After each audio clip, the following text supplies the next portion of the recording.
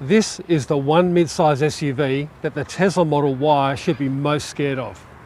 It's the Kia EV5 and it starts from under $58,000. This price point, the EV5 can be compared to other mid-size SUVs such as the Toyota RAV4, the Mitsubishi Outlander PHEV and the Mazda CX-5.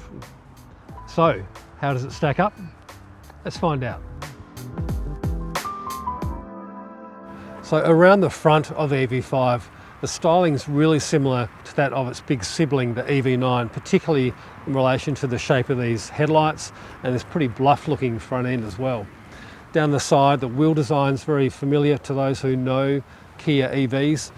These pretty funky door handles and this metallic stripping along the side as well, particularly this upswept section here. Really like this roofline and this overhang at the back over the tailgate and this big red strip across the back section of the tailgate, which is a really trendy styling element these days. All right, let's hop in, give you a look. Fiddly door handle, really, but I'll get over it. EV5's interior is pretty practical, especially for an EV. Big centre panel here in the middle. It's divided up into the CarPlay infotainment section on the left, the HVAC or the ventilation controls panels in the middle here, and all the driving data is right in front of the driver where you want it.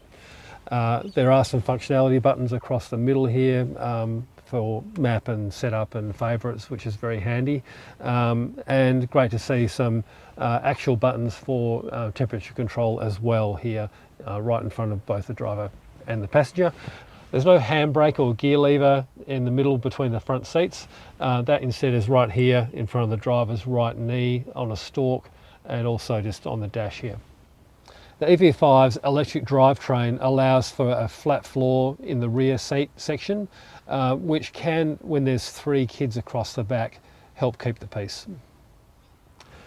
In the centre section between the front seats there's a familiar armrest, but underneath that is a unusual upholstered section here. There's a bit of a storage pocket, but you know, it does take up space where perhaps a more conventional storage box could be. On this Earth model, while there is USB charging in the front, there's no wireless inductive charging in the center console. In terms of practicality, starting at the front, there is some space, but don't get too excited.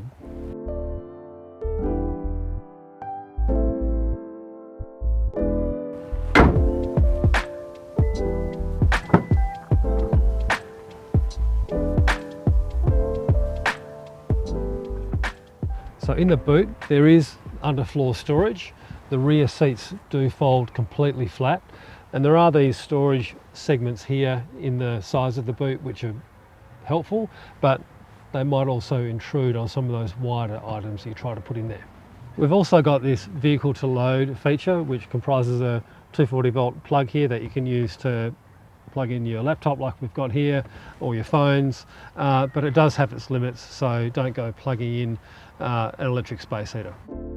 Quite often cars with soft suspension don't get regarded well, and this handles okay. It's a very plush ride, but you don't really want a car that's super sharp and stiff ride for a car that's used like this is intended to be used.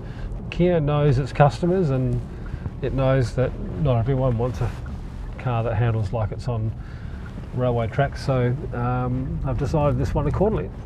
It also is not especially crazily fast like a lot of EVs are. That's okay too. It's still a very brisk car to drive, and there are controls on the steering wheel. The drive mode, you can move it as I am into sport mode, and it really does give you a bit of an extra shove in the back if that's what you want. But for round town driving, normal mode is absolutely fine. In fact, driving around town in dense traffic where EVs are at their best, we were able to record energy consumption from the battery at a lower level than what Kia has quoted in the laboratory test. This being a pretty boxy shape as well, while you know it's not quite as sleek as other mid-size SUVs, a major advantage would be the visibility out of the vehicle. There's a big deep screen here. It's quite an upright rear end of the car as well, so rear passengers benefit from that, from being able to see out of it, but also from the driver's seat here, you know, it's quite an easy to see out of cabin and reasonably airy as well, especially for a modern vehicle. It's a fairly big battery as well, so it also would mean that, you know, if you did own one, you'd want to get at least a 21 kilowatt wall charger so that you could get close to charging it fully overnight rather than just a 10 amp plug at home, which is the normal power point, which can take close to, you know, 40 or so hours, or if not more, to charge for, say, 30%. This is the long range all-wheel drive Earth model. It's got the bigger battery, it's also got all-wheel drive, but the entry-level model Air is available in two-wheel drive, and on this platform that the EV5 uses, it means it's a front-wheel drive. High torque vehicles, like vehicles with big V6 engines and even EVs like this one, when they're front-wheel drive only, they tend to chew through front tyres a little bit more than all-wheel drive vehicles do, and that would be something for you to consider, or just at least have it on your radar if you're looking at buying that entry-level two-wheel drive EV5. So it's great that the car's got these non-screen buttons, but they are underneath the main screen. So when you first get in it, you might find that you're accidentally pressing the buttons underneath the screen. It's a minor issue, something you'll get used to. I do like that there's a big volume button here. It can be reached by both front seat passengers. All of the EV5s have got a massaging driver's seat as well, so you can press a little button just down on the right hand side of the seat, but it doesn't feel like you're getting a proper massage by any stretch, but it's something to slightly relax the muscles, you might say.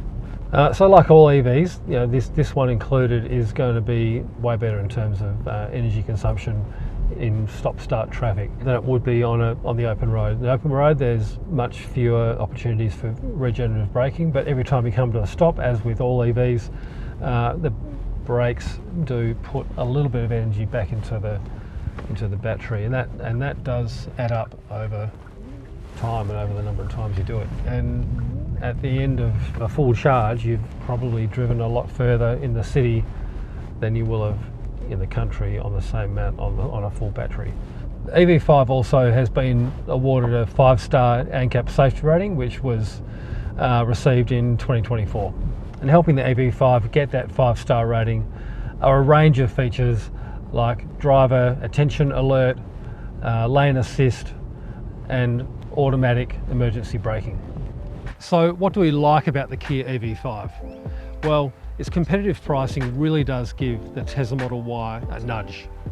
It's got great interior fit and finish, and it's spacious with excellent visibility from the driver's seat. And what don't we like? Well, the driver assist features can be intrusive. The energy consumption is still a little bit higher than some other EVs, and those door handles can be pretty fiddly to use when you've got armloads of stuff. The Kia EV5 is a welcome addition to the range of electric SUVs currently on offer.